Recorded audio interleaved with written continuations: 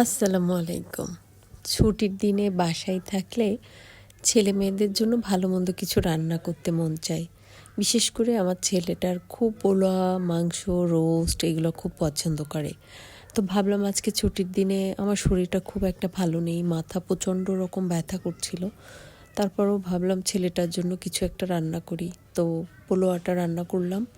আমার ছেলের খুব পছন্দ পোলাও, রোস্ট। তো রোস্টটা ওইভাবে রান্না করিনি, বাট একটু ঝাল ঝাল, একটু মিষ্টি মিষ্টি, একটু মানে ওদের মুখের টেস্ট অনুযায়ী একটা মাংস রান্না করলাম আজকে, শুধু ওদের জন্য। আমার দুই ছেলে মেয়ে খুব পছন্দ করে মুরগির মাংস।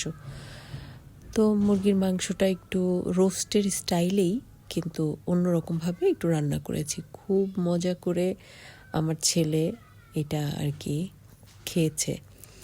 তো মাংসটা রান্না করলাম, পোলাওটা রান্না করলাম। ছেলের আবার পড়া আছে 3টার সময়। খুব দ্রুত টাইমের মধ্যে এইটা রান্না, তার উপরে গ্যাসের চুলায় গ্যাস থাকে না, ইন্ডাকশন চুলাতে রান্না করলাম। তাড়াতাড়ি ছেলেকে দিলাম। ছেলে তো আমার সেই মজা করে খেয়েছে। ওর এই মজা করে খাওয়া দেখে আমার মনে হলো যে হ্যাঁ, আমার রান্নাটা ভালো হয়েছে। বিশেষ করে আমার সন্তানের জন্য, ওদের জন্যই তো রান্না করা। ছেলেকে বললাম, বাবা তোমার ভালো লেগেছে? সে খুব পছন্দ। ধন্যবাদ সবাইকে।